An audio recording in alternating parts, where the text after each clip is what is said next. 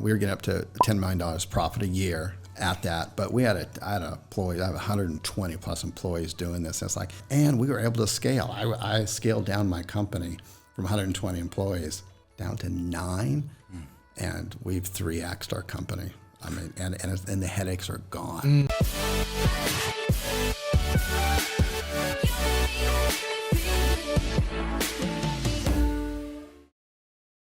Let's go, Chris. Would you get a little scared? Yeah, I got a little scared. Yeah. Well, I'm actually super excited to have you on here because, I mean, you are one of the most interesting human beings I've ever met. Like, seriously, all the things that you've done in your life is a testament for someone out there, like, watching or listening to this. If they're complaining about, like, their little, like, pity story, or they're playing a victim game, or they think that they can't actually succeed, or they feel like they're the underdog, right?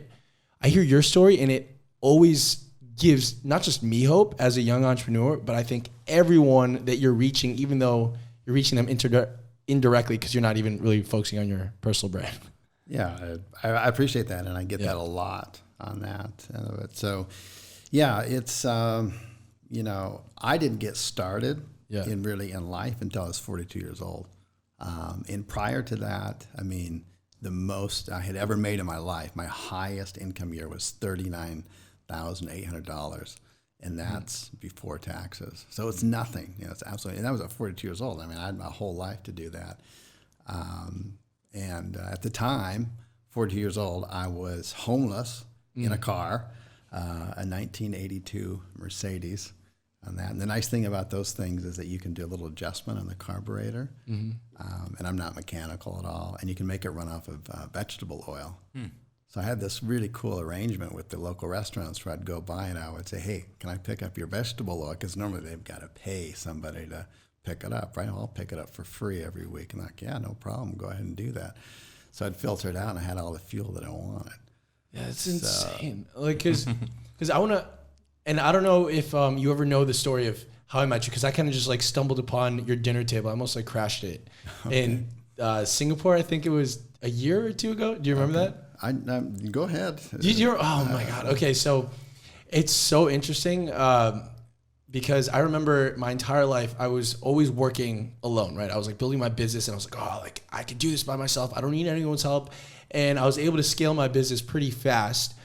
And, like, I just thought I was the hot shit, right? Like, I was a young kid. I was like going around like, oh yeah. Like, and it was when you have nothing as a kid, and you know, your parents had nothing, and you were raised by immigrant family members, and you actually felt like alone and stuck. And I remember all my friends and family were like judging me for being an entrepreneur. There was like almost a switch that maybe you might've had it when you first became successful, that you wanted to almost prove them wrong by kind of being loud about your results, you know? Sure. I remember I was there, and the results were pretty good for my age. But then I remember Aaron introduced us, and Aaron's like, "Man, you gotta meet these like Illuminati internet marketers. You just come. We're all eating crabs in Singapore." And I'm like, "All right, yeah, I'll go." And I was telling stories to this about other people as well. I was like, because my success, I went 0 to 1.5 million in sales in like 12 months, and I was like going around thinking I was like hot shit. But then he was like telling me who's at the table. I mean, you had you had the person that founded the Tao of Badass. They were doing like $100,000 a day. There was Gary, there was Rob, there was you. You were doing like, you're like a 7. I'm pretty sure you're an 8-figure entrepreneur. We're all pretty quiet about it, but like you're doing pretty well, I feel like. Sure. Yeah. And I'm over here just like, I have never felt more insecure, more nervous, and more scared about like looking at you guys. Like, how the hell am I, just a punk ass little 22, 23-year-old, ever gonna amount to much? And I actually, like, we were talking about panic attacks before that we actually turned on. Yeah. And I never felt so much in my head just hanging around you guys eating those crabs. Wow. Well, I would have never known sitting next to you on that. Yeah, no, but I remember that. Yeah. We were sitting there. I was actually doing a 24-hour fast, so I wasn't eating at that time. On that, were you into fasting back then? I was into fasting, but you guys were just like an enigma, because you're like, "Yeah, how old do you think I am?" And I'm like, "I don't know." Like, how old do you think he is? How old do you think he is? I don't know. Be kind. Be kind. Maybe 49.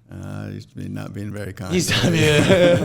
No, I thought he was like in his 30s, right. But then you told, like you just said in your story, that life started at 42. 42. At 42, yeah. Started at 42. I was living in the car. It was like 2:00 in the morning, and I'm in front of a Starbucks. And I'm in front of the Starbucks. It's closed because I'm getting the free Wi-Fi, right? So I'm looking on the internet, and I'm grossly overweight. I'm obese. I'm broke. I have no money. And there's a fitness weight loss contest by Bill Phillips, Body for Life Transformation. And he had a new one called Transformation. It was a 16-week course. And I really needed to lose the weight. The first prize was $50,000. I thought, this is perfect. I need to lose the weight. I could sure use the money. So I was actually stupid enough to think I could win the contest. And I did. I won the contest, and I was a transformation champ for his company in 2009. Got the cash.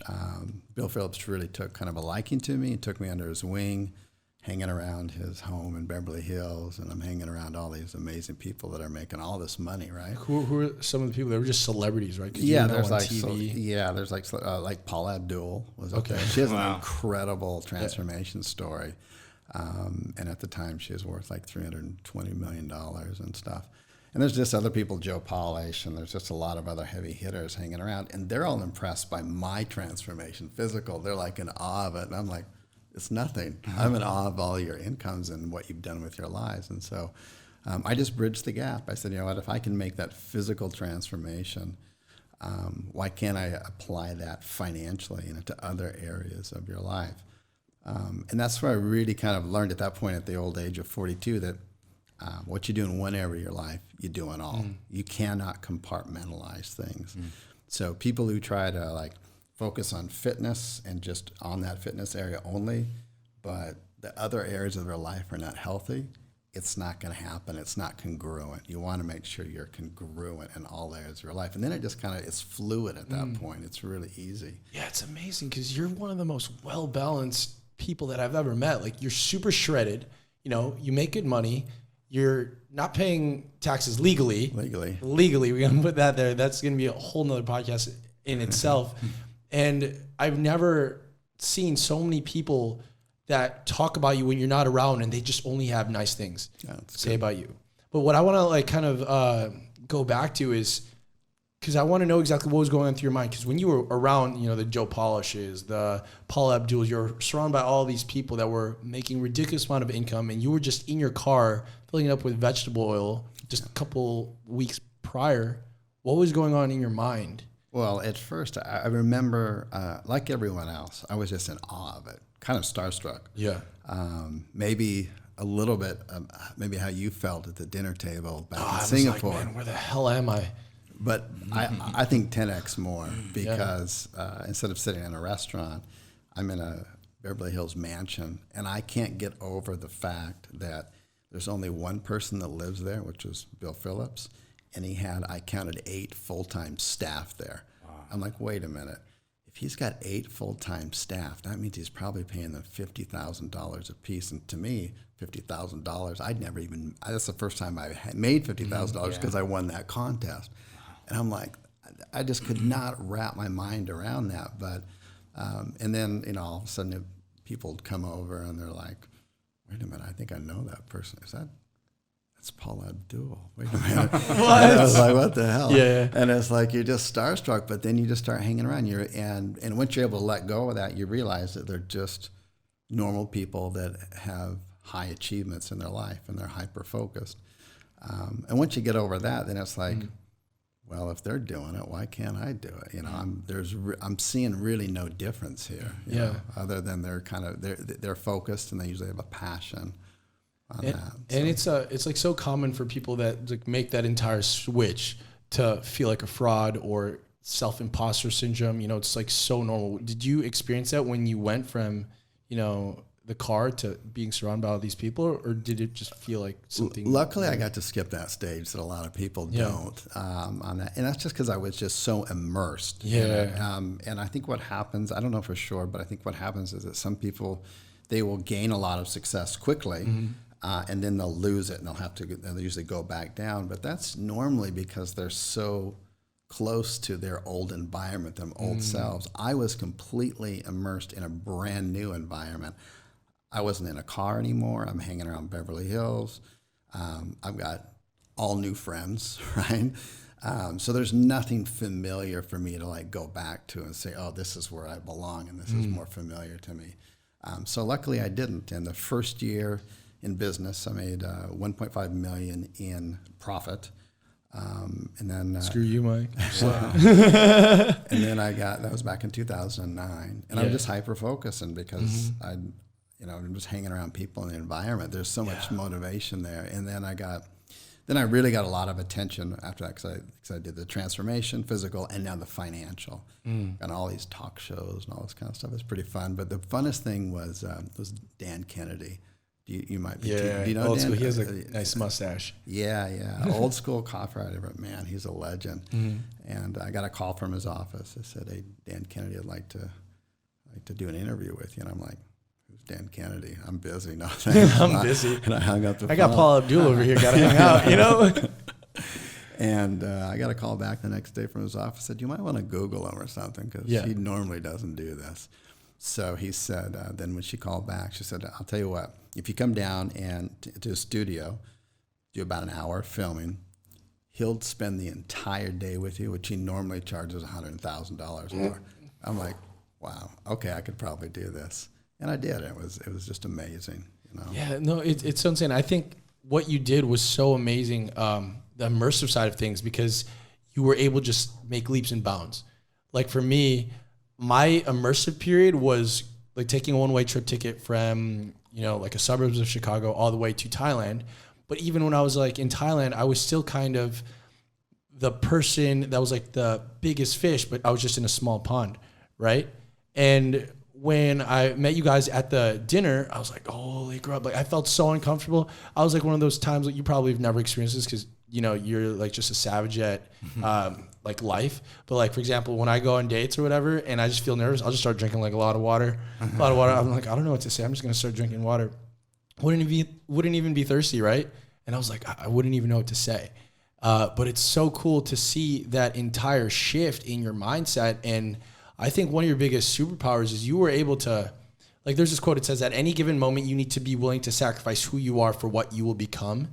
And I feel like the things that you're going through prior to everything, you just kind of like let that go and you just let life take you, right? And then you really got to and that was part of the physical transformation part. When it was modeled after the 12-step program, and Bill made it 16 steps. And one of the steps in there was that you need to let your old self die in order to make room for your new self. On that, and that was a whole exercise and a process in his 16 steps, his transformation, and that's true in all areas of your life. You got to let go of your old self around concepts about what you can and cannot do, what you're worth, what you're not.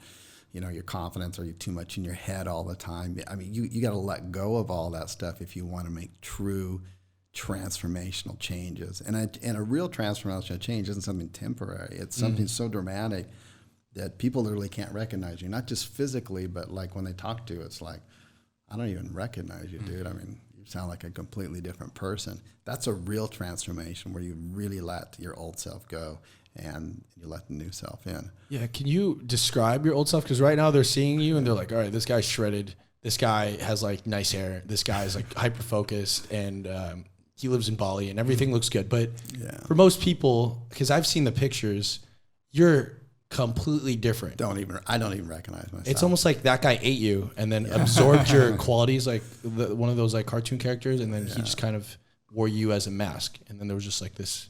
Yeah, it's a really different person. I mean, I didn't have the greatest childhood. A lot of people don't, right? What happened? On that, there's repeat things that happen. So we could talk about going back to your comfort zone. From the time I was 10 to 12, my mother and I were homeless. So we were literally homeless on the streets in Idaho. So that has the How did that happen? Full 4 seasons. I don't know till this day. She died early early on, I never got a chance to sit down and talk to her like, hey, Mom, what exactly happened here? How do we get? I was just 10 years old. And with that kind of mindset, it's just kind of like, okay, you're there. And, it's just the way life is. You were born into it, right? So did you think it was normal? Did you think, oh, this is like how like we actually should live? Or did you know as 10? I didn't know any different. What do you know at 10 years old? You are aware that you're different. So like, my mom never said, hey, don't tell anybody that we're homeless. It's just automatically you don't do that. I knew that we were different than everyone else and stuff. And I was always, I remember I would be the very first person at school in the morning, like before the janitors get there to open the doors, because I was so cold at night. It's like I just wanted to get inside and get in front of the heaters. And the janitors and stuff and knew there was something wrong, but I was a good kid and I stayed out of trouble, so they had no problem letting me in. And usually the girls in the cafeteria would help me. They'd give me some extra food in the morning and stuff like that. But yeah, that's the way I grew up, and that's in the USA, and things like that happen every day.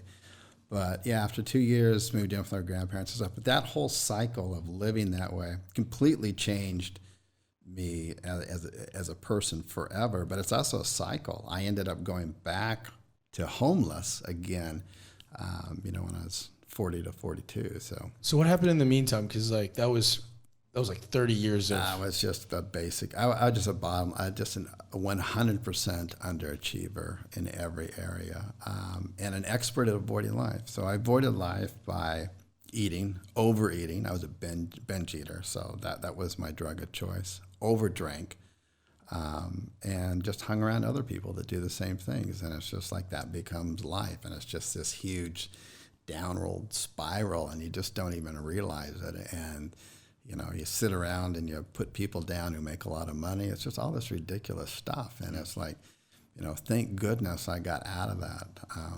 I really, and I only did because of that contest. That's it. Otherwise, it would have never happened. It's just a total freak accident. Yeah, the way that I look at it. What threw you into that? Because you started off as a kid that was like good. You didn't get in trouble, and then there was one little switch that happened, and then you started drinking. You started eating. You started going into like this despair. Yeah, but I mean, first of all, just the whole cycle to be in a household, and a single household where you become homeless. It's already a dysfunctional household. It's not healthy. Things are not good at that point. And then there's a lot of, it's not just living on the streets. I mean, living on the streets is tough. I mean, there's some really bad stuff that happened. What was like the worst thing that you've seen or remembered, or even if it was like a feeling? Yeah, no, the absolute worst thing is that there was a guy in the middle of the night trying to rape my mother. And I had to, as a 10-year-old, I'm fighting him off on that. So shit like that, I mean, that's not a healthy environment. And then how do you process that at 10 years old or 20 years old or 40 or 50 years old? How do you process it?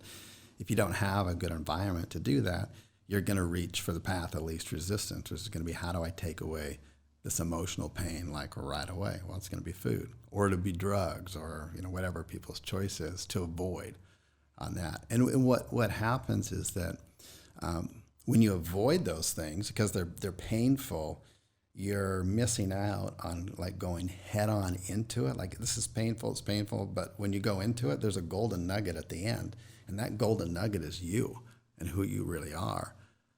And if you spend your whole life, and I was an expert for 42 years of avoiding everything in my life. I mean, reality, pain, anything, any kind of stress whatsoever. Somebody cutting me off in traffic or whatever. You just learn how to deal with that kind of stress, and in an unhealthy way. But you're avoiding yourself the whole time. Yeah, 42 freaking years of my life, I feel like I've completely lost, and there's nothing I can do. So today I'm just really focused on longevity, and I want to live as long and healthy as I possibly can and make up for all those wasted years. I really wasted them. So yeah, and then also around this time was when you started a family as well. Like that was. What was that like? Feeling all these emotions, and also not just being responsible for yourself, but also being responsible for a wife and children. It was. I can't even imagine. Yeah, like it was like too much. Hard, man. Yeah, but it was. I'll tell you, it was. Of course, it was hard. But yeah, what was cool is that when I made a ton of money, then it was like, I can be a provider. I can do the things for my kids I've always wanted to do, and today my kids have they have an incredible lifestyle. They've always, we left and we traveled the first year, 2009, I paid over $453,000 in taxes. And I didn't understand the year prior to that, I made $39,800. That was my best year. All I could focus on was the taxes. I was like, fuck. And I couldn't find anybody to feel sorry for me, right? Yeah. So I was kind of that's a good problem to have. Yeah. But it was a huge. I was hyper focused on it. I remember at night like searching for like islands to buy, and it's like, wow, I could Rich people problems. I could have bought this island for $450,000 because it's for sale. Here's another one. Yeah, but sometimes islands sink. Yeah. Can you imagine the one like you'd have to go by it with a snorkel. Or at least like learning how to swim. Yeah, it's funny because I was telling rich people that problem, and they're like, "Well, hey, just make sure that it's long enough so that your private jet has a long enough runway to get to it." And I'm like, "That's a whole different perspective." Yeah, or you could just get a jetpack. Come on. Yeah. Peasants without their jetpacks and islands. That's insane because everything switched right from $30,000 a year to then having to pay $400,000 in taxes. Yeah, it's just crazy. What's it like? Because, for example, when a lot of things change externally, the internal kind of almost lags sometimes. Or already when you were just having that focus of that contest in the mind of winning the $50,000 cash, were you already living in this future that you created, that you fantasized about, but you knew that that was your reality? You were no longer the Chris that was living off of just the alcohol and the drugs and overweight. Yeah, I think is a fortunate situation because, and I've seen it before in our circles. I've seen entrepreneurs who make a ton of money and then they've got to go through some kind of growing pains of losing it and building back up. I got to avoid that, I think, primarily because my big transformation was not financial. The first step was physical. And that physical, in order to make that physical a reality, it wasn't about, the calories, the weight loss, the exercise, and all that kind of stuff. But it wasn't about that. The whole thing that Bill did was in the 16 weeks, it was all about an internal transformation. It's like, we're going to change you from the inside out. Whereas prior to that, with his Body for Life stuff, it was always about a 12-week kind of external this way. And he was really, I think at the time, looking for more success students with longevity. Because he had all these 12-week amazing stories, like he has a whole book and movies about him and documentaries and stuff. But quite a lot of them, not all, but quite a few would go back to their old self. And he's like, well, why is that happening? Mm-hmm. So then he came up with the transformation and the 16 steps. And every week he had an exercise to do, emotional kind of mental exercise, a transformational exercise. And I think that's really what made the difference. And then there I was kind of primed to, okay, bring it on. Let's go for some other changes. It doesn't need just to be the physical and emotional and changing who you are on that. And so in that perspective, when I made that money, it didn't like mess with my head or anything. Yeah, you were like, that. this is normal. This is just something my bank account is a direct reflection of how much I grew as a person. So I'm actually surprised that it's even so little, because like I should have been buying an island and a jet. Swimming lessons. Yeah, and I shouldn't. And how are other rich people out there legally not paying at least that much taxes? On that. But that left us to. I mean, the solution. That's a whole other topic. But the solution was to leave the United States, and so we left with 3 kids. And we just homeschooled them. We homeschooled them, and we just traveled around the world. So we'd stay in one spot for 3 or 4 months, and then another, and we did that for years. So, and I was able to do that because of the lifestyle, the income, and the type of business, the non-location stuff. And everyone was like, "Well, your kids are going to grow up messed up. They're not going to have friends. They're not going to have social skills." How old are your kids? The oldest one is now just turned 17. Okay. So 17, 14, Are you and familiar 12. with with Brian and Hanalei and Rhonda Swan? No. Okay, so they're here. We actually just did a podcast with them yesterday, and I'll intro you. They're so amazing, but they did the exact same thing, and they started raising they went bankrupt, and instead of, of course, being responsible and trying to fix it, they actually ended up leaving the States and took a bunch of like the credit cards that they had and all the things that they sold, and they traveled with this newborn child that they had no idea how to actually raise them. But one thing is they knew that they didn't want to raise this child in the exact same way that you see all of these other children in America kind of almost being herded like cattle towards like some system that was designed not to inspire creativity, but almost to just teach you how to be a cog in a wheel, right? Yep. And 12 years old, they're literally here, just down the street, and the daughter, 12 years old, has built a 6-figure business. That's awesome. Fashion, it's all fashion. So if you want like any customized gear or like hats that like Hanson's not wearing the hat, but we have all these customized stuff. I'll go there and I'm like, oh, can you like make it cut up like this? They do customized shirts, and it's all made out of like bamboo, eco-friendly material. That's awesome. And like I did the conversation with her yesterday, and as a 12-year-old, sometimes I forgot that she was 12 because of the fact that exactly what you're doing with your kids is exactly what they did with hers, with her.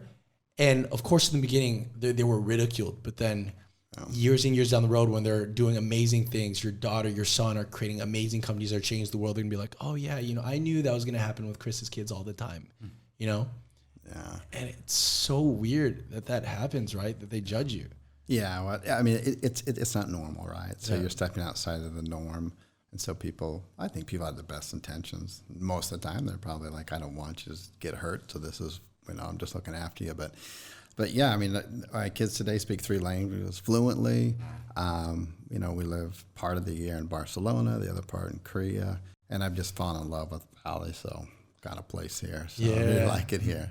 Yeah, no, it's amazing. And I think that's truly the best. And in terms of like the judgment, do you feel that maybe the judgment that they're giving to you is just the judgment they feel about themselves? I think in a lot of cases that is. You know, they might recognize, oh, wow, he can go off with his family and do this kind of stuff. There's probably a little bit of jealousy in there, and that's just human nature. You know, that just kind of comes with the territory. It's always like a spectrum, right? Because you have the people that are judging you in the bottom, but then you also kind of feel like not enough when you compare yourself to other businessmen or women that are like 10 years ahead of you and doing crazy numbers that make you almost feel like, oh man, like I still have, like no matter how far you get out in life, there's always going to be someone better, and it's just learning how to be happy and learning that health is the most important thing, right, for you? Yeah, I mean, it's everybody compares themselves to other people, right? Yeah. But really, the best thing you can do is, and it's tough to do, is just compare yourself to the best you. You know, compare yourself to yesterday, and just move forward. You're gonna be a lot happier that way, because there's always gonna be somebody better. There's always gonna be somebody smarter. There's always gonna be somebody who works harder. There's always gonna be somebody who's richer, who's better looking, yada yada, everything. And that's just a miserable cycle to be in. Yeah, it is. And then it's sometimes you just got to realize it's not even the external. It's almost like an internal journey that you have to just ask within yourself, some childhood traumas that you just have to, you know, really console that's kind of like the reason. It's not because you don't have the money, or it's not because you're shredded. It's because there's still like that hurt little child inside of you that is just trying to be like covered up by all of these unnecessary things, you know? Yeah, and it's one thing that I learned. I wish I would have learned this when I was 12 years old or 15. Someone had taught me. It's for me, anyways. It's really weird for me. It's not about the end goal. If it's ever about the end goal, I know that I'm not going to make it there. And so, for example, like a lot of people try to lose weight, right? So a lot of people are overweight. Their end goal is to lose 20 pounds. I mean, that's fine. That's a great end goal, but if you want that to be sustainable and you really want to reach that goal, or you want to reach the goal of, you know, $20,000 a day or $10,000 a day or whatever it is, whatever goal you want to reach, that end goal, you have to fall in love with the process, because it's the process that's going to get you there. It's not going to be the end goal, because if you're focused on the end goal, you're dependent on willpower, and you're dependent on stuff like willpower, grind, discipline. And guess what? We're not disciplined. Humans aren't disciplined. People are just not. We're designed for the path of least resistance, right? We don't want to take, you know, if we have the choice of taking the easy route or the hard route, we're going to take the easy route every time in every aspect of life, everything. From an emotional standpoint, we'll avoid emotional issues with ourselves or other, because it's easier at that point to do that on that. So yeah, if you can learn to fall in love with the process, whatever that is, like the day-to-day stuff, it's like I really enjoy developing myself as a person every day, not the end result of whatever that may be. Or financially, I enjoy building things. I enjoy building companies. I enjoy building teams, and then I enjoy building a product or a service that's so great that customers are just always coming in every day and saying how great it is.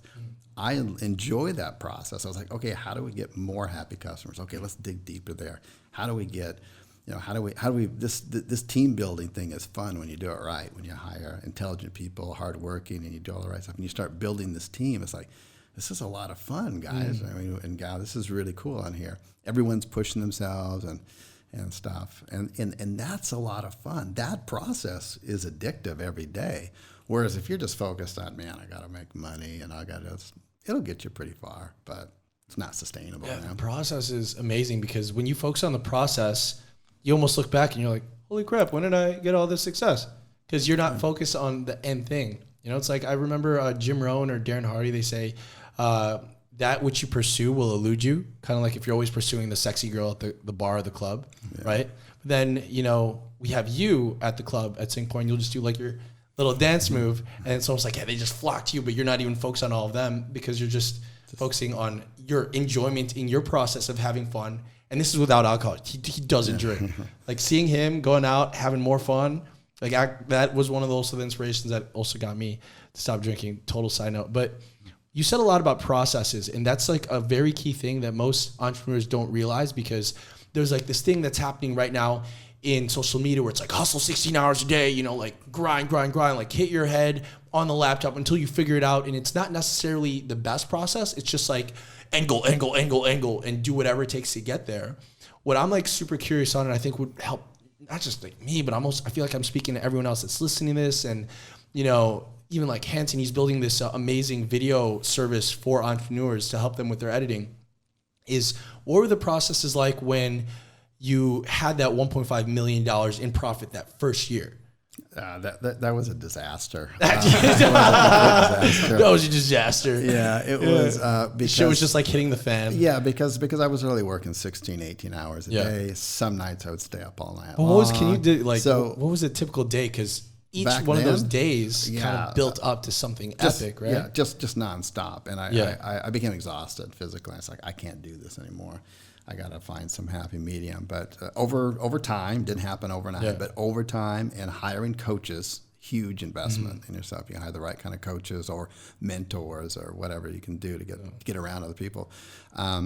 What I learned and how I focus and get a lot of shit done in a short period of time, so that I've got the rest of the day to like, okay, I've got a half a day with friends. Like, so it's Friday, so tonight's like we're about to sing karaoke. Yeah. I'm about to mess you up.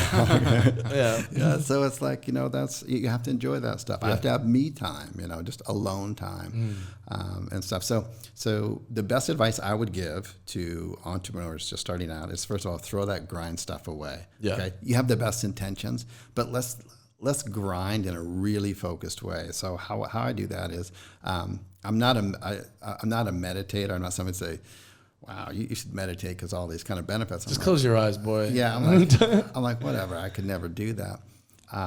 But anyways, I tried it. And I used a device called a Muse. And basically it gives you bio-tracking data, and you can hear your brain waves, and they do it like, so if your brain waves are really erratic and high and they can't concentrate, like buzzing, which most people are in that state constantly, then you hear rain in your earbuds. But when you're able to calm it down and get into an alpha state, that's the flow state. And that's where you can you concentrate, but everything just kind of flows. That's the state ideally you'd want to be in most of the day, because you're able to create. And then when you're able to do that, you can hear it in the biohacking, and it comes into your ears, and you hear the rain, and then the rain dissipates, and then the birds come out and they chirp. It's like, okay, now I'm in that state. I know I am. And then it gives you a scorecard. So I'm a data person, so I like data. So I like to always kind of beat my score. But I do that 5 minutes in the morning.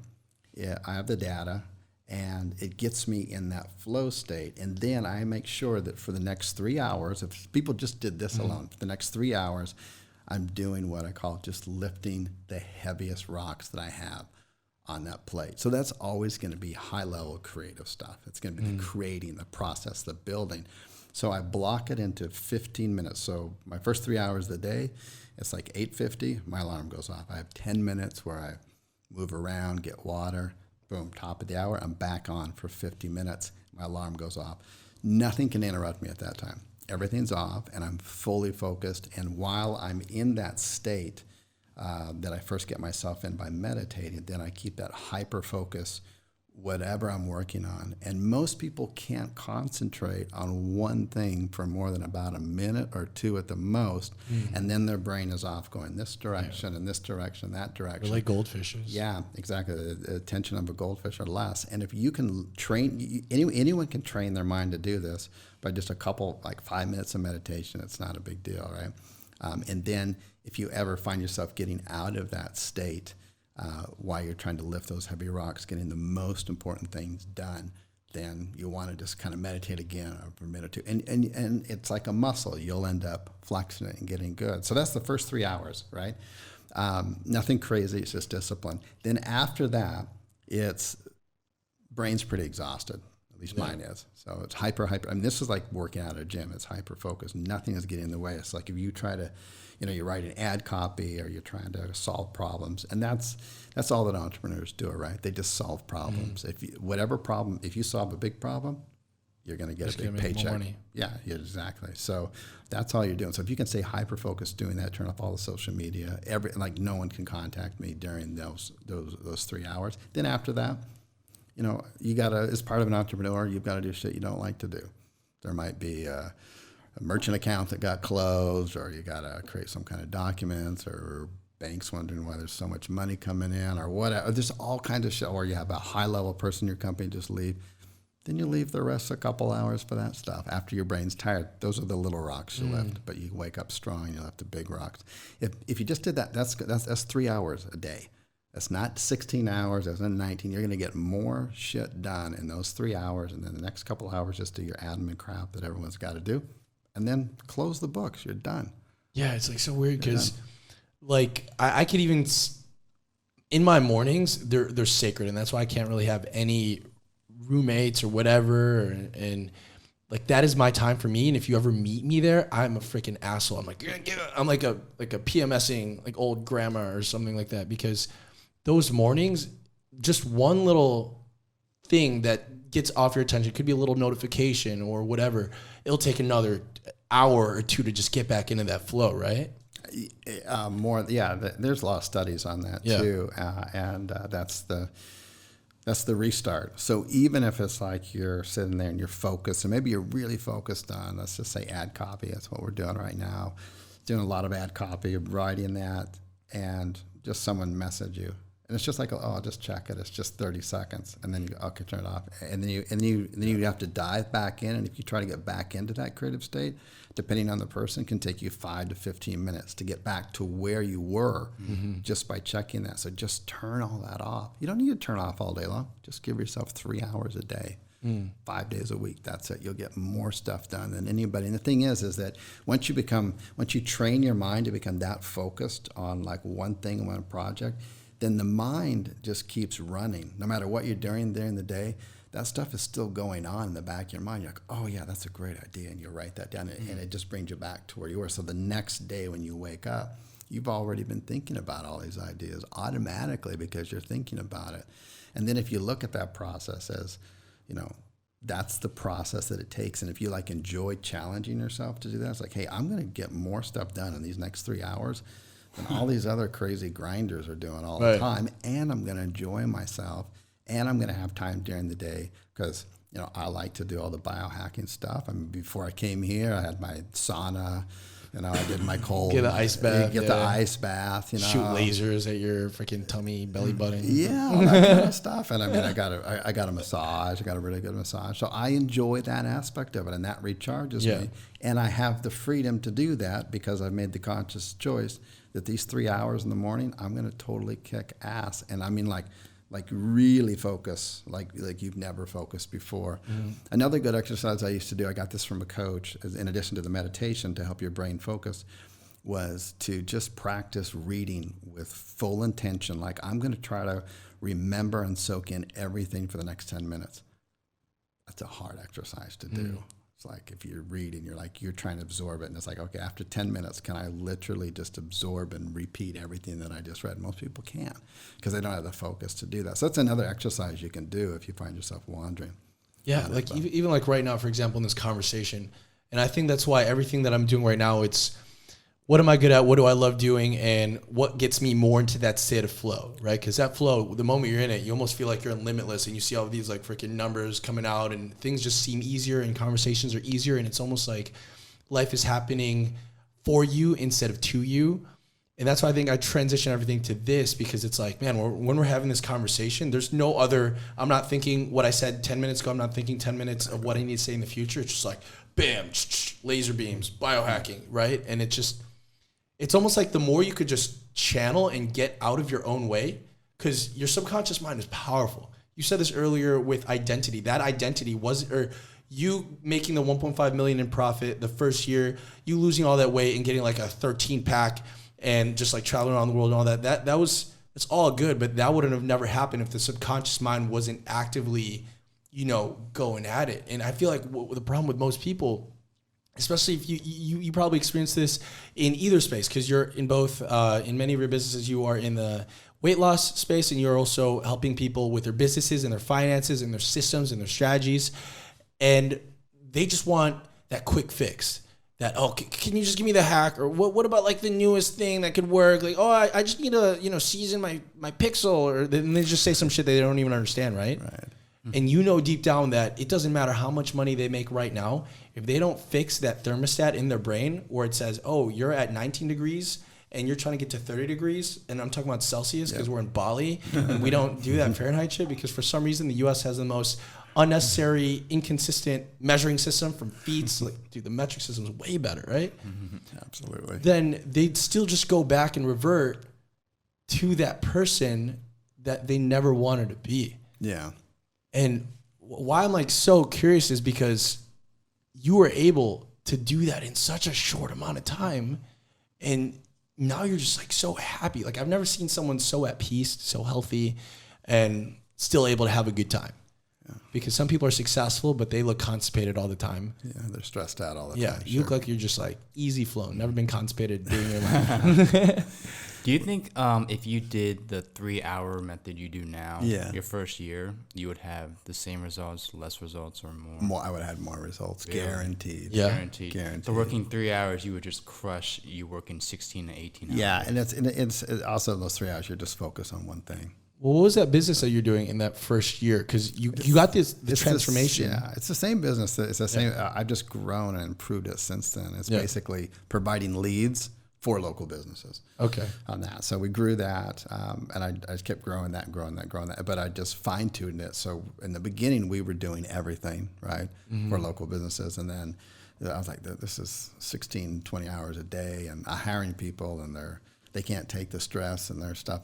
So it's like, what do these local businesses really want at the core of it? They don't want, a fancy website. It's not what they want. They don't want, advertising. They just want more customers. Yeah. So how can we just deliver them more customers and not have to deal with any of their crap? The owners, the website designers, the other ads people that they have. What if we just hand them customers and say, here's customers? It's an easy sell. And I'll take some customers. Yeah. I don't have to sell SEO. It takes months to do. I don't have to sell why we need to have a better converting, why you should really have a funnel instead of a website. Yeah. And why you should be collecting leads. I don't have to educate anybody. It's like, here, we'll just do it for you and just give you the customers. But it'll be all our properties. It'll be all of our stuff because you're just slowing us down. Mm-hmm. And so that's when I got in the lead gen business. And that's your main business right now? That's my main business. Then we got in the lead gen business. And I got to a certain level where, again, it's building, so scaling. Mm-hmm. So we were getting up to $10 million profit a year at that. But I had employees. I have 120 plus employees doing this. And it's like, okay, so if I really want to build, I didn't need any more money, but I want to build things. So I want to build more cooler shit. So if I really want to continue to build this out, for every X amount of customers, I got to get an equal amount or a portion amount of employees and HR department and all this. And it's like this giant, it turns into this huge thing. And I'm traveling around the world and it just seems too heavy. And so that's where I switched my business model. Again, just staying hyper-focused and saying, okay, so instead of a done for you. Like, here, we're going to do this for you. We're going to give you customers. How about if we just show you how to do it? And so that's where you take, like, with like IM products, information products, I could sell the same IM product on, how to do Facebook ads for a local business. And I could sell it to the IM market if I got everything dialed in, really good product, all kinds, for maybe $1,000 to $2,000, right? And that'd be like the beginning of the funnel. And that's pretty cool, right? And you can make freaking millions of dollars doing that, no problem.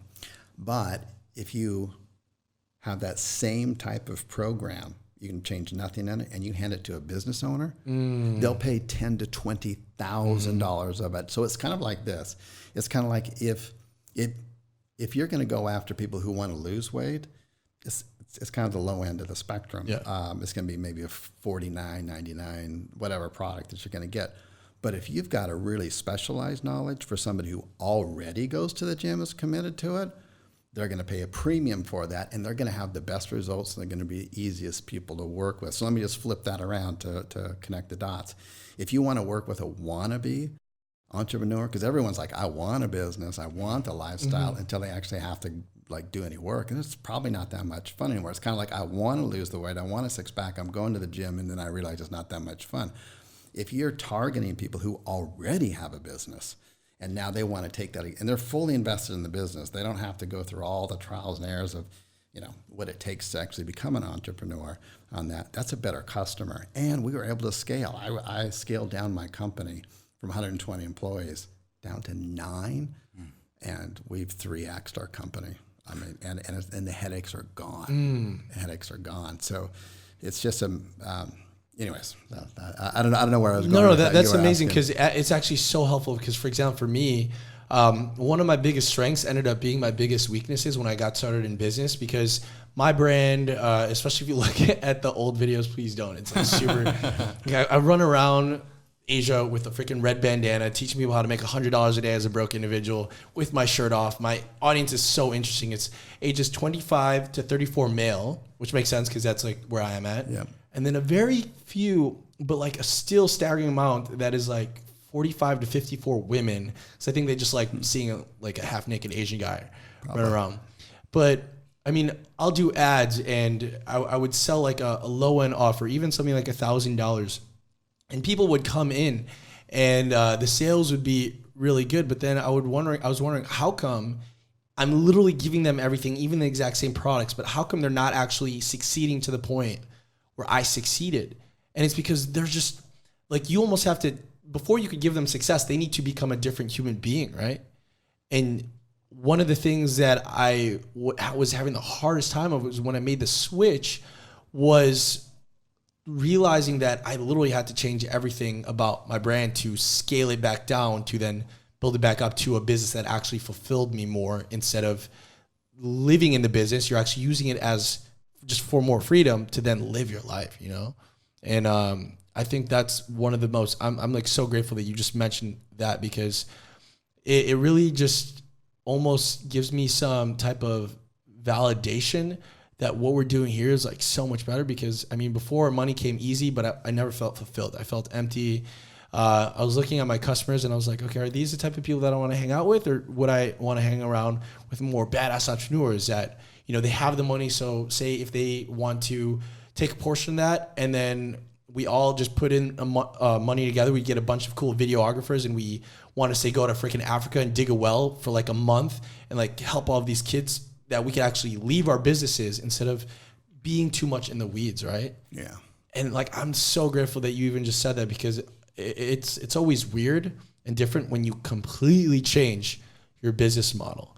But how are you able to do that? Because going from 110 employees to 9 and then 3xing that, that's insane. Yeah, because we're just teaching people how to do it, and it's already this is an electronic age, so it's like it's got to be really good training, it's got to be really good videos, it's got to be really it helped because we studied it. We hired somebody, a consultant for adult learning, like how do adults learn differently than kids? Not Asian naked boys. Not Asian naked boys, right? And unless if you're a 35, 44-year-old woman, I got you. And so we just make the training really good, and we have good support staff. But if your training is really good, you should have few, if any, support tickets whatsoever. Yeah. So our goal always is how do we get to 0 support tickets? I don't think we'll ever achieve that, but we're always striving, so it's the least amount. Because anytime that there's a question, it's like, well, wait a minute, didn't we answer this? Oh, we didn't. That's going to come up again. So let's plug that hole up, and you just make the best darn training program that you possibly can. Obviously, we update it, and we still have a very few customers that we do done for you services, so that we're still on top of the edge of that. So we're still qualified to train to other businesses. But it's just a much better way much better way. I mean, would you rather be a personal trainer and always have 101 and then have to hire 14 other personal trainers to grow your business, or have a digital product that's really good and you can sell 1,000 of them a day and you don't have to scale your back end or anything like that? It's weird though. It's like the biggest enigma though, because your business is so big, yet your personal brand that you don't really even focus on is in the health and biohacking space. Just because I enjoy doing it. Yeah. So it's like, how do you build such a big business without actually being the face of it? Because everyone's like, oh, I need a personality. I need to take my shirt off and find a bush. And oh, Mike has a really good bandana, Well, that's certainly a way to go. I cannot put down social media. I mean, holy smokes, people like yourself have built brands. I mean, it's amazing. So I'm not saying, I just didn't choose that route. And so on my own personal social media, just for fun, I'm not thinking about how many likes, or I don't even care. I'm just posting stuff that I'm doing. Progress pics of you getting more and more shredded. Yeah. But it's like, we talked about focus earlier and the 3 hours and stuff. I mean, that's what led me into learning, okay, how can I learn to focus more on my brain? I'm doing other exercise, hiring coaches. And I tried all these kind of supplements and stuff, and none of them worked. And then somebody said, you should really try ketosis. And I'm like, ketosis? What is that? And that's kind of a buzzword today, but for people who don't know, it basically just means your body's burning fat instead of what most people are. They're burning sugars or carbohydrates as the main fuel. And it just happens to be that your brain can perform way better when it's burning fat as the main source of fuel. So that's what got me down the road of, okay, I'm gonna now switch over to this, and I'm doing high fat diet, and I'm measuring my ketone levels all the time. I love to geek out. I like data and stuff like that. You don't eat like a French fry? No, I don't do that stuff. I don't even have the cravings anymore. And this is somebody who's a former binge eater. I mean, I would binge eat alone. I remember picking, if it was family night, to pick up pizza. I would buy 3 large pizzas. One of them I would eat alone in the car on the way home, and put that empty pizza box in the neighbor's trash can so that my family wouldn't know. That's binge eating. It's a huge problem. It's a drug. It's an addiction. So that's somebody who went from that state of mind, which unfortunately most people don't ever get out of it. The success rate is really low, to then going into ketosis, which changes all of your hormones and your brain structure and stuff. And the cravings disappear, and then the focus becomes hyper focused. So those 3 hours when I'm focusing at 50-minute increments just becomes 10x more. And then that led me to, man, this is, I really want to make the most out of my days. So I just came into intermittent fasting. It's so awesome because now I don't have to waste time eating breakfast, right? I don't have to waste time lunch or digesting or none of that stuff. I basically eat 1 meal a day, and I'll eat the meal tonight when you come over for dinner, and we'll have a bunch of other people. And you in karaoke. Yeah. And so, but that's, focusing on that. I mean, if people did the 3 hours a day, focused, blocked everything out, and they got off of sugars, and they just let their brain run off of ketones, and you just stopped. You don't have to eat breakfast and lunch. You can get by with 1 meal a day. You can. It sounds crazy, but you'll have so much extra time to do all kinds of things. I haven't eaten at all, and I've just had some kratom, and my brain is just I'm seeing things on another level. But what I'm also curious on, because I remember you were telling me some stories when we were in Singapore hanging out a year or two ago, about biohacking. What's the weirdest thing you've ever done to biohack your longevity? Or I'm always into that kind of stuff. I'm in a fortunate position because I have excess money, so I can do a lot of things that normal. But you also took years and years to build it, right? Like just build. They see the fruits, but they don't see that. Like I saw this quote: for your fruits and your branches go to heaven, the roots need to go way down to hell. You have experienced a lot of shit. Yeah, definitely. So I look at biohacking and just like upgrading, every week or couple of weeks you get a notice on your phone you got to upgrade the systems. But right? do you ever upgrade your iPhone? Like sometimes it tells me to upgrade. I'm like, oh mess me up. Yeah, I normally wait a while for get all the kinks out. But the point is that you do upgrade, and most people are still running in their lives off of DOS. They haven't even upgraded once. They're still the same old. And it's just like, don't take it all on at once. So, for example, when I got into saunas, right? Yeah. I just did any old sauna that I could. It didn't matter. And then when I got into it more, I said, okay, I'm going to upgrade this. What can I upgrade it to? Okay, so volcano. Volcano. You're just in there with your avocados. I'm going to get into infrareds, and I started studying all about infrared sauna. So I got the best one I could do. So I've got two in one in each home and stuff. And that's because I just slowly upgrade. I didn't start out that way. And then it's like, okay, 2 or 3 months later, what else can I upgrade? And then I started reading about niacin detox and charcoal filters. And I was like, okay, I'm doing this. And I was researching all about that. So then that's what I do now. My saunas, because it helps you release more toxins even faster than it already does. And it just helps boost it along. And then there's another upgrade. And the upgrade, you can help get toxins out even more in your skin by using basically kind of it's called a gua sha, and it's kind of a stone that you rub on your skin. So I'm in the saunas doing that. Did you see that? I'm like, damn. Do I get those when I turn into a man?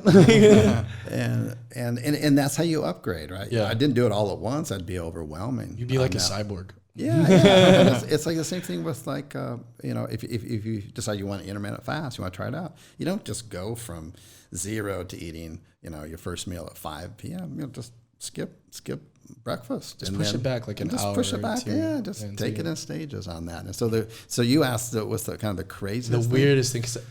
I don't know. There's a lot of weird things. It depends on the person, but I have a hyperbaric oxygen chamber in my home in Barcelona. So that's pretty weird. It's a commercial grade or medical grade one, and I had to get like a doctor's permission in order to get one and stuff. What do you need this for? yeah. So that's probably it. And then the other one is I'm really big on stem cells. So I go down and do stem cells in Panama on that, and that's gonna conjure up a lot of different thoughts of. Well, you were telling me what got me interested in it because I feel like so blessed and grateful to have met you guys in Singapore because, man, it's kind of like maybe the similar feeling you felt. Like you're basically like my Paula Abdul, I mean, I appreciate that. Might be prettier, but but basically, you were telling me a story of I think it was Mel Gibson's dad. Yeah. And I was like, oh, maybe I should look at stem cells like right now because that's kind of like a thing. I mean, it doesn't matter how much money you have if you don't have your health and your longevity, it don't matter. Or your intimacy. Yeah. That's when it started. I was like, Mel Gibson's talking about his dad, who's, I think at the time was, I don't know, late 90s or something like that. I mean, he's getting old, and all the U.S. doctors, and he's bringing to the best ones, are saying, something's going to give him the next 3 months. It'll be his liver, his heart, his kidney, something. There's really nothing we can do. I'm sorry. I mean, all the money in the world is not going to do anything for him. And he didn't give up. And he found a group of U.S. doctors in Panama, because Panama allows them to study stem cells. So it's totally legit.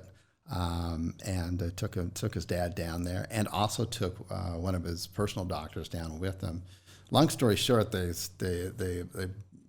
injected a bunch of stem cells in him, and literally the next day, this 90-year-old's got a boner. And this is like 8 years ago, so the guy's got to be over 100 now, walking around, lucid, able to take care of himself, making sweet love with some grandmas. Yeah. So that's why I said there might be something on to this, because Mel Gibson didn't have anything to sell me, when I heard that story, and I thought I better do some research and check that out. I think we live in such an interesting age on tech, like if we fast forward 100 or 200 or 300 years in the future, they're going to look back at this age being like, man, that was a crazy period. From not having internet and not even like leaving Earth to actually now shooting spaceships up in the like sky, sending people out there, and having this internet boom that we're literally like in the point of a singularity where it's almost like the beginning of a black hole where we can't even see it because we're so much into it. But it's just crazy the amount of advances. We live in, I think, in some of the best times. We have the lowest war of the time. It's more like economical war that's going on right now, but we don't really see that, and there's not bloodshed from it. But yeah, and then the age of the internet. I mean, it's just getting started, and man, I would encourage anybody out there to seek some type of online business. There's the opportunity. Dude, just start selling stem cells and give like old actors boners again, you know? Yeah. Like that's the business. I feel like you start selling shovels to these people in the gold rush. But that's insane. What do you think the future of it is? Because now with everything moving forward, I mean, people that were supposed to die in their 70s or 80s, they're most likely going to live into their hundreds, even some in the like mid 100s. I feel the more things start moving. What do you think life is going to be like when people retire at like 65 and they're like, holy crap, I still have. Yeah, I don't think.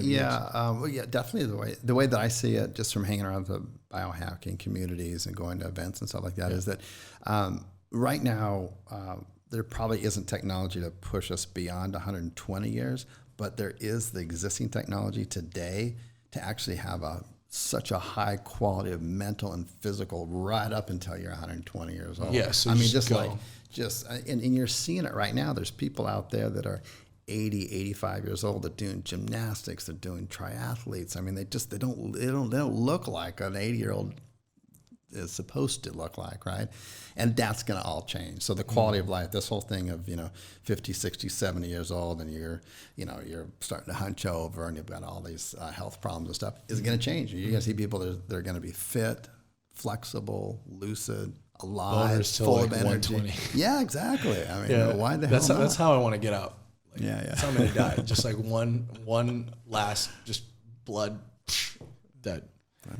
But would you ever actually like want to live forever? Or that's like when it gets kind of weird, right? Because now all of these health things and we keep on pushing it. Yeah, I don't want to die. But you also don't want to live forever. I don't want to die. That's for sure. If there was a way to live forever, if there was a way to do it, I would. You would do it. Hell yes, I would. See, for me, it's like really. Life's too sweet, man. Every day I wake up and I go, "Damn, that's another day is gone." But do you think it's so sweet because we have death right around the corner? Like, for example, from year 1 to year 2, when you make that transition, if you could remember, that was half of your life that you experienced, right? Yeah. And then as you turn into 20, you start realizing that as you get older, because it's all relative to how much time you've been on this earth, time almost moves faster, right? But I was like looking at this video. If you live forever, you wouldn't even understand the concept of time, because same way how if you are so much in a routine, say in America, like say, for example, when you were in your 20s all the way to 41, that was almost like a blink, right? Yeah, it's a waste of time. Because like, you were just like so on autopilot. But what happens is when you live forever, since you don't actually have an endpoint, you could have years and decades almost go by like if it was minutes, right? Probably, but I don't want to die. I do not want to die. I got a jet. I don't want it. And stem cells. Yeah, there's just no way. I mean, life is just too sweet, man. I mean, it was like even like yesterday, I had just a little personal thing going on in my life, so it brought a little bit of drama in. And I'm like, what I felt like it was a couple hours of drama. I was like, I just wasted 2 hours of this day. God damn it! I can never get that back. And I really feel that way. And I also feel that way because I'm aware, like you're come back to your point, of death. Mm-hmm. It can happen at any time. It's like people always say that when I ride a motorbike, I ride like a little Muslim 16-year-old girl. I am super safe and conservative. I might get there 5 minutes later than you. Like, man, he said he was going to be here at 2. It's 3 o'clock. But I'm going to arrive. I'll be alive. I'm going to be alive, man. Because I've seen accidents around here, and it's like, especially in Bali. Man, I've seen them happen. Like I've seen 3 of them in the last 3 years, And it's just like, it's not a bike and a car, it's two bikes. And it's just like, man, when that stuff like starts to collide, it's not a pretty thing. And it happens so fast. And it's like, I just don't want that. That could happen. I don't want it to happen. And so I drive slower. But what if like, and that's because the knowledge that you're aware, but if you were invincible, you could live forever and nothing, like, I feel like you would, they say the reason why death, it's so bittersweet, because if you weren't going to die, then you would never actually have the urgency to express love now instead of later, or to accomplish your goals now instead of later. Yeah. Because like, imagine if you were, for example, in your 40s and you were going to live forever, because most people aren't like this. People are like, oh, I'm just going to take stem cells and just like shove it in places so that they just start like staying erect, you know, for the rest of my life. If you were going to live forever and you found that out at age 29, or maybe at the worst of your despair when you were like binge eating. Yeah. I think the pain that we feel turns into our purpose, because that's what gets us out of there. But if you're in that pain and you know you're going to live forever, what would actually motivate you to get out? Because you're like, oh, well, I have tomorrow. Yeah, totally agree. But for everyone else out there kind of listening, it's just like, it sounds kind of morbid and it's not a pleasant thing to think about. But one thing that I used to do, I used to have an app, is how many days you're going to live. And so it's a countdown timer, and you can adjust like when you think you're going to die. And that'll wake the shit up. I mean, you'll look at it, because I have the alert on. It's like, okay, you only have 10,342 days left. It's like, yeah, that's not that many. And then that's going to be gone. But that just helps you appreciate a life a lot more. And we were talking about panic attacks earlier. A lot of entrepreneurs and high-strung people have panic attacks. And the panic attacks, I was talking to some friends about it. And a panic attack, for those of you who don't know what they are, haven't had it, basically it just feels like you're really going to die, like your heart's going to fail or you can't breathe. I mean, you really think you're going to die. So much so that most people in the first stages of it will literally drive themselves to the emergency room and say, I think I'm having a heart attack on that.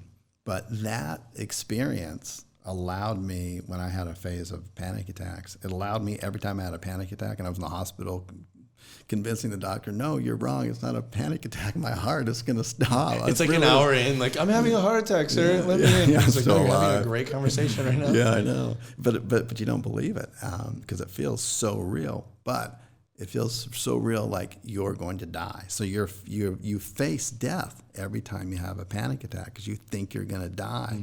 And when that panic attack goes away, then you have a whole new, it's like, wow, I have a whole new lease on life. On that, and that's I wouldn't wish panic attacks on anybody, but if you do have them, embrace that. Embrace it, and take it in, because it actually can be a good thing. Yeah, no, I probably relive my death at least once a day. Really? Yeah.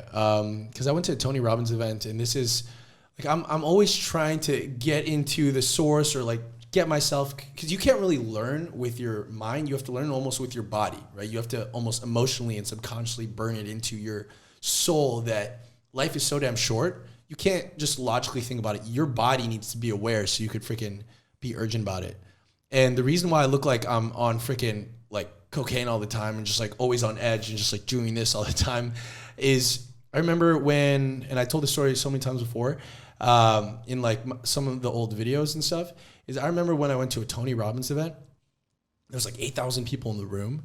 And I remember I was 21 or 22, and what Tony did, he had all the kids leave. So he knew it was going to be serious. All the kids were like running off. He was like, okay, bye, Tony. And Tony's like, okay, close your eyes. You know, this deep voice. And he had everyone imagine like the last day of their life. And then I remember at 22, I was like, oh, that would suck. Because I'm 22. I didn't have that much life experience, right? And he had us imagine us on our deathbed, surrounded by our loved ones.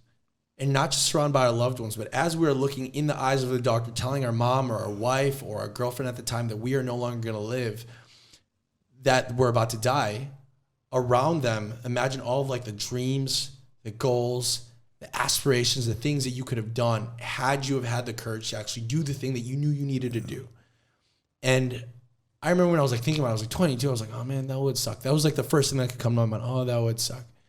But then he was like, I want you to make the noise of what it would be like on your last dying breath, looking at the person that you could have been, that person looking at you just in sheer disappointment that you never started that relationship, you never started that business, you never told the person that you've always wanted to say the thing that you wanted, or you never expressed love to your mom or your dad or your husband or your wife when they were actually alive and when you were alive.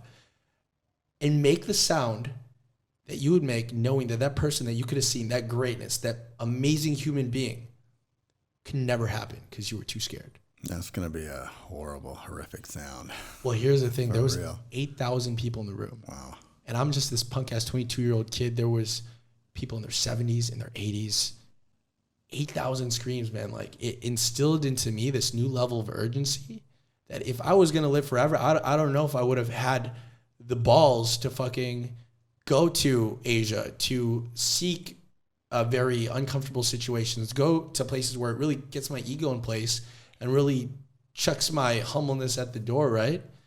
And every single day, and it's so weird because I'll just be like chilling on the road, like on my scooter, like listening to some podcasts, and out of nowhere, it just throws me back in that. I'm like, holy crap, I'm going to die. All of those little nuances that I complain about of, oh, you know, traffic sucks on the shortcut, or, oh, my business isn't scaling to the levels that I want it. And I'm like, well, fuck, if I was going to die right now, would any of that matter?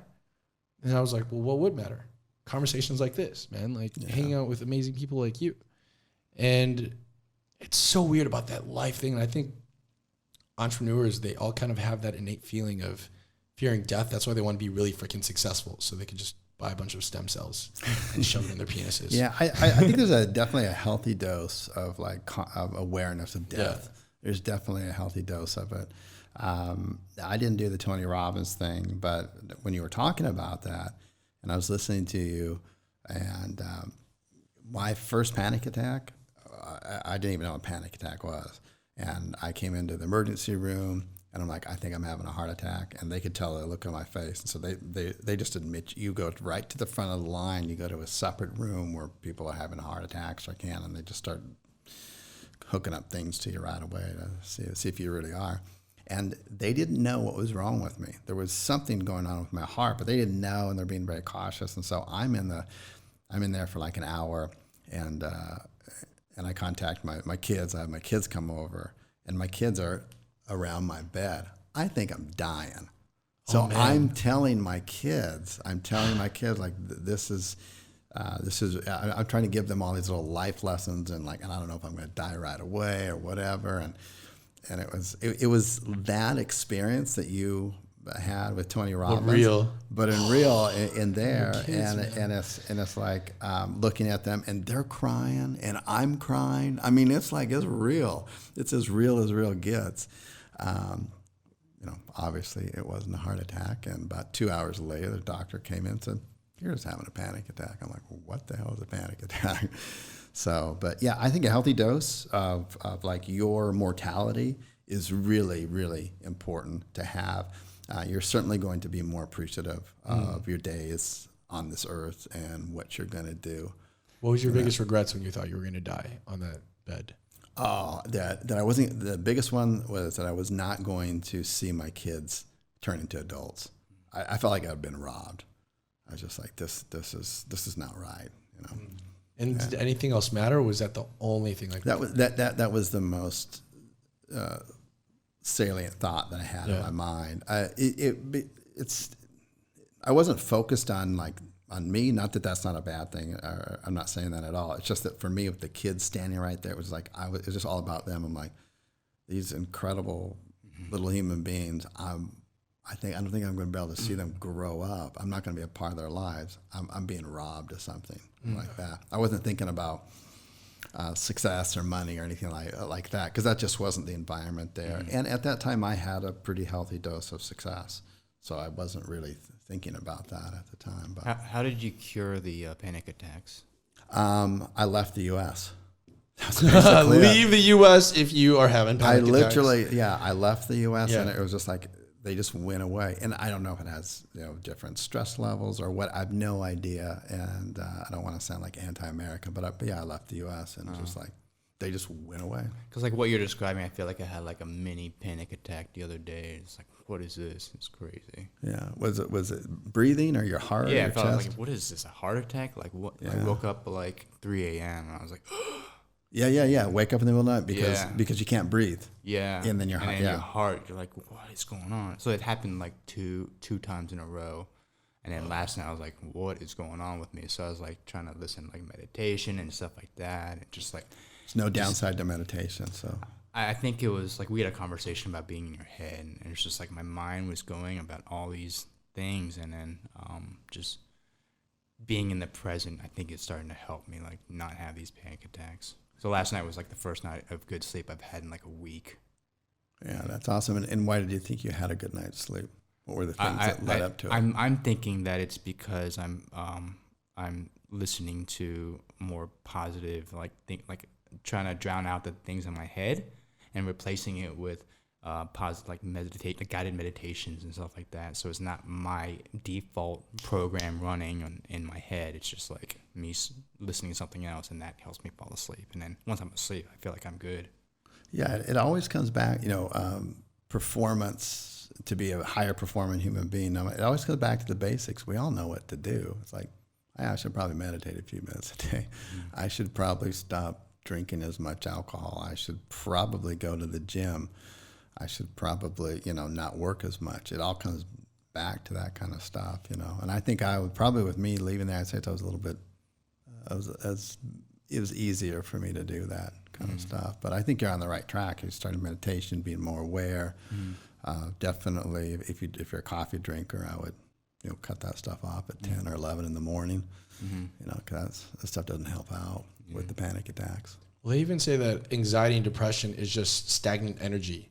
So you just got to like move it around, and man, but it's so crazy, just that entire shift. And there's like so many freaking questions that just open up on that, because so many people face these problems, yet everyone just gloss over it, and then they work alone and they never want to reach out, because we have this thing in society where we are the masculine, we shouldn't reach out for help, and we'll just kind of go into our bubble. But it's so crazy because you never had an ego about it. You were always looking for help. Yeah. Right. I was, when I was 42, that's when I was like, I'm raising my hand. I need help. I need help. I'm over here. I want an island. I need some help.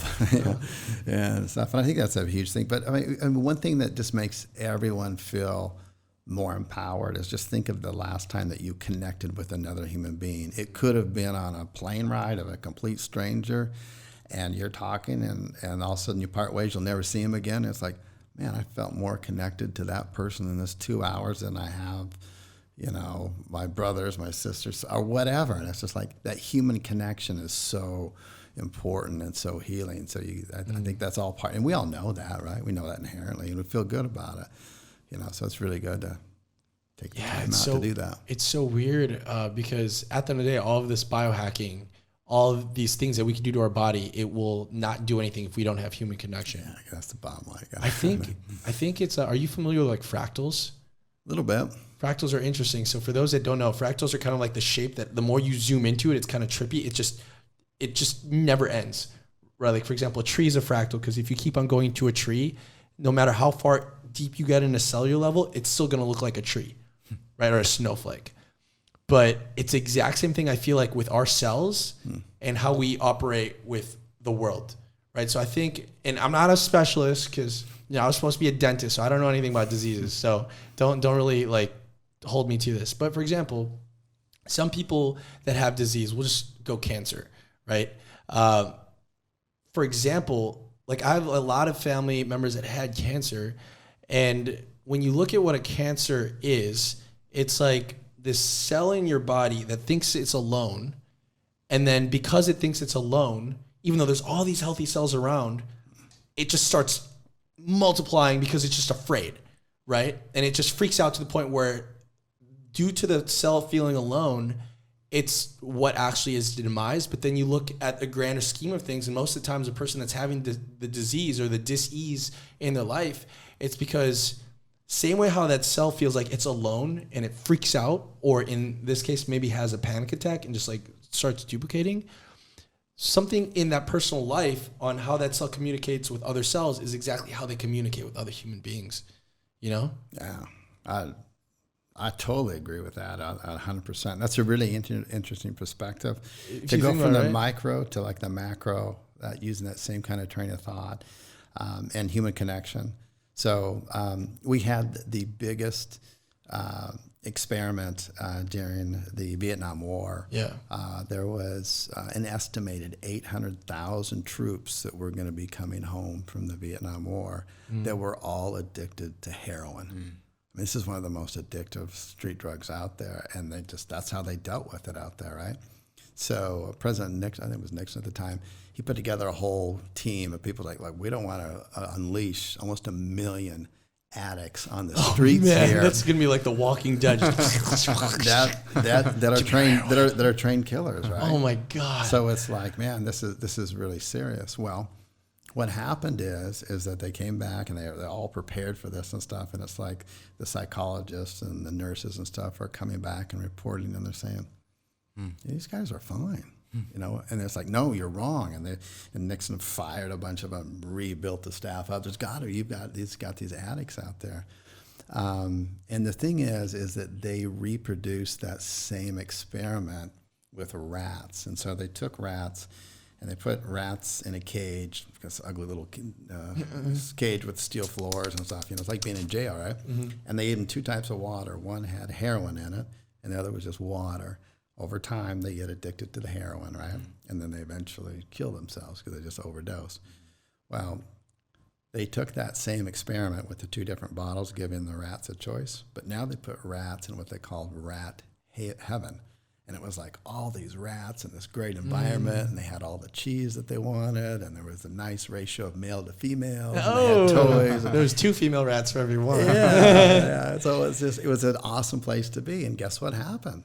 They chose the regular water on their own, not the heroin. And then they did something really interesting. They took those poor rats that were by themselves that were addicted, and they put them inside those cages to see what they would do. And guess what they did? They cured themselves. And that's exactly happened because of connection. The point is human connection or rat connection.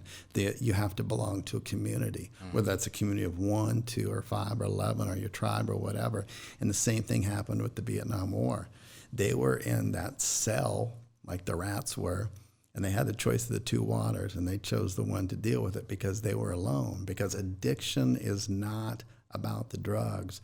Addiction is about connection with people. If you lack connection, you're going to want to attract to something. You need to connect to something. And because we're creatures of the least path of resistance, we're going to go for the drugs, or we're going to go for the food, or we're going to go for the alcohol, or we're going to go for the social media, or we're going to do the binge watching movies for 6-7 hours. And really what we want and what we need deep down inside, every cell in our body needs it. They need to feel connected. You got to feel connected with human beings, and you got to take some time every day to do that shit. I mean, like real. You can have like funny connections, and you can have love connections, and you can have really vulnerable connections. You got to have all levels of those because that's part of being human, man. And when you do that, you're not going to reach for the heroin, or if you have been reaching for the heroin, that's how you're going to cure yourself, Yeah. Connection. Oh, it's so weird because I remember, and I'll just bring it back to the Tony Robbins thing, because his stepdad ended up dying. His stepdad was a man that didn't want to talk to anybody. He was very antisocial. He never could connect with anybody, and because that, he had a very tough time with Tony when they were like getting older or whatever, right? But you never guess what he actually died with when he actually died. It was connective tissue disorder. Wow. How poetic is that? Yeah. It's that blows my mind. I definitely love like what you're talking about, because that's something that's not talked about at all, right? It's not enough for sure. It's like, let me just shoot up. Yeah. Even like, same with how some people shoot up heroin, some people like shoot up, in this case, like work. They shoot up work, or even like stem cells, right? Some people will go without actually having a purpose like what you have. Yeah. And they'll wonder, I'm doing all this biohacking stuff, but how come I just feel like it's not working, right? Yeah. You're missing the human connection. Yeah. So what are you doing right now to increase that human connection? Because when you have the body that you want, when you have more money than you to do with, so you're focusing on the health part. Right. How are you actually getting that? Because it seems like the more you get into that higher level of where you are right now, it's almost like this thing that doesn't even make sense, because it also increases your loneliness if you're not careful to how, like if you're always going towards the health and the success part of things, you're almost kind of drawing a line with regular normal human beings that don't have islands or pay like obscene amount of taxes, where you can no longer even relate to them. And you have like billionaires. Someone was like worth 4 billion. He lost 2 billion. He's like, you know, screw this. I'm unworthy. And he kills himself, even though he still has 2 billion left. Right. Right. How are you finding the human connection when you are at, I would say, the most elite in terms of your fitness, your finances, and even just overall happiness and well-being? Yeah, it's just simple things. It's just like when we're kids, or at least when I was a kid, some of the happiest times were just in the playground, playing with friends. Where's your playground? Yeah, the playground. I mean, it's like today, right now, as we're recording this is Friday, right? This is fun. And every Friday, I have the same thing I do all the time. Whether, you know, my kids aren't with me right now, they'll be here the week afterwards. Yeah. But we every Friday is the same thing for me. It's like, okay, we're gonna do some kind of dinner at home, not a restaurant, whatever. And we're either gonna invite friends over, a combination of friends, and maybe a neighbor. Or like I just found a guy here who found somebody really good to cut my hair. It was kind of hard to find. You know, you find the right person. Oh, no, I have a really good person. He could go straight to your house. No, I got somebody who's awesome. I'm already like, he's perfect. So I was like, okay, great. So it's like, I'm going to invite him over sometime, you know? And it just make the connection. So I have that one day a week that if everything went nuts, I've got that connection right there. But then I also make sure I've got another day during the week where it's at least sometime blocked out where I'm contacting a friend, you know, and I've got a couple of friends, we all have them out there where you can just talk about nothing for like 4 hours and have a great time. But you had no idea what you just talked about. And you need that kind of stuff. At the same time, you need a deeper level of somebody you can really get vulnerable with on that. So you can kind of get the different spectrums, I think, on that. But yeah, that's what I do, because I don't do the 16, 18-hour grind. I did that for the first year. I don't like it. It's miserable. Yeah, I did that so much. And actually, the reason why I created the podcast was almost like a selfish reason to actually get more human connection. Yeah. Because I mean, right now, like, it's so interesting because, like, we know each other, but, like, I didn't actually know much about your story other than, like, the whispers of Dennis Chris Winters, you know?